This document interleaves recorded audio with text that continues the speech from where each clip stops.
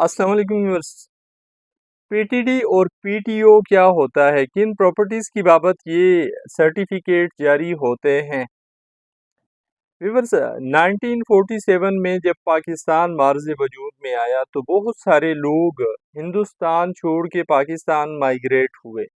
ये वो लोग थे जो अपना सारा कुछ छोड़ छाड़ के आ गए थे। कारोबार थे, इनकी रिहाइशें थीं, इनकी ज़रूरी अराज़ियाँ थीं, ये सारा कुछ ये वहाँ पे छोड़ के आ गए। अब जब ये यहाँ पे आए तो फिर इनको यहाँ गवर्नमेंट ऑफ पाकिस्तान ने एक सहूलत दी। एक कानून है जिसका नाम है displaced person compensation and rehabilitation act 1958। इस कानून के तहत गवर्नमेंट ऑफ पाकिस्तान ने इन मुहाजिरीन को ये ऑफ़र दी कि अगर ये कोई प्रॉपर्टी छोड़ के आए हुए हैं वहाँ पे तो उसका कोई सबूत पेश करें और यहाँ पर गवर्नमेंट से प्रॉपर्टीज़ अपने नाम अलाट करवाएं या गवर्नमेंट से ऐसी प्रॉपर्टीज़ लें और उनसे मुस्तफ़ीद हों।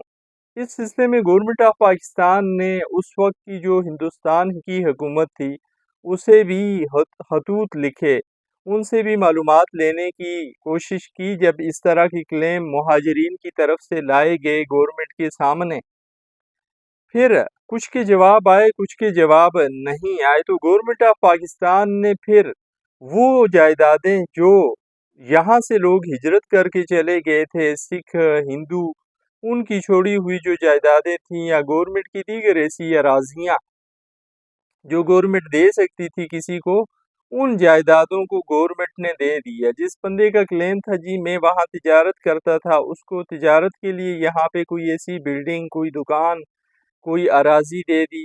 जो कह रहा था मैं वहाँ पे ज़राअत करता था, इस तरह के लोगों को ज़राअत के लिए प्रॉपर्टीज़ दे दी गई और कुछ लोगों को रिहाइश के लिए। अब ये जो जायदादें दी गई उस वक्त ये दी गई पीटीओ, एक सर्टिफिकेट जारी किया गया उनको, प्रोविजनल ट्रांसफ़र ऑर्डर। अब इन लोगों के ज़िम्मे था कि इन लोगों ने उन जायदादों को इस्तेमाल भी करना था जिन जिन मकासद के लिए ली गई थी, उन मकासद के तहत, प्लस इन्होंने कुछ टैक्सेस भी गवर्नमेंट को पे करने थे टाइम टू टाइम इन प्रॉपर्टीज़ को इस्तेमाल करने की बाबत। इन्हीं लोगों को फिर बाद में गवर्नमेंट ने एक सहूलत ये भी दी कि अगर ये लोग गवर्नमेंट के मुतय्यन करदा निर्ख के मुताबिक इन प्रॉपर्टीज़ को ख़रीदना चाहें तो फिर ये ख़रीद सकते हैं।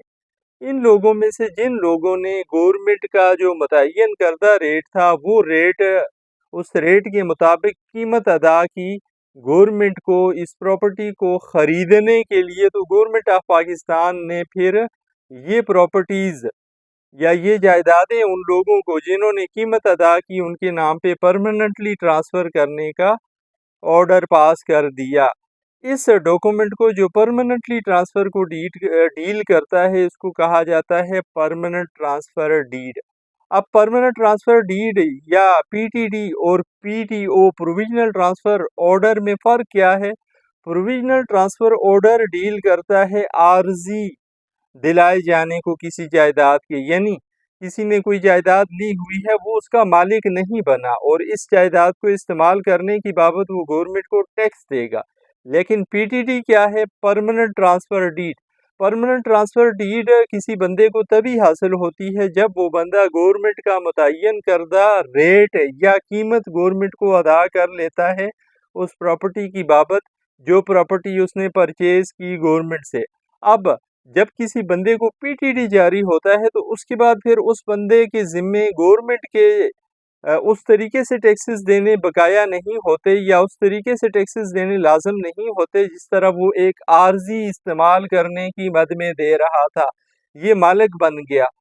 ये गवर्नमेंट को वैसे जो सालाना टैक्स अगर कोई बनता है वो ये देगा, लेकिन आर्जी इस्तेमाल के हवाले से जो भी रेंट था, लीज पे ली गई थी अगर कोई प्रॉपर्टी, उस हवाले से कोई अदायगियाँ होनी थी या कोई टैक्सेस होने थे रेंट की प्रॉपर्टी के हवाले से या आर्जी इस्तेमाल के हवाले से, वो इस शख्स ने नहीं देने जिसको पीटीडी जारी हो गया।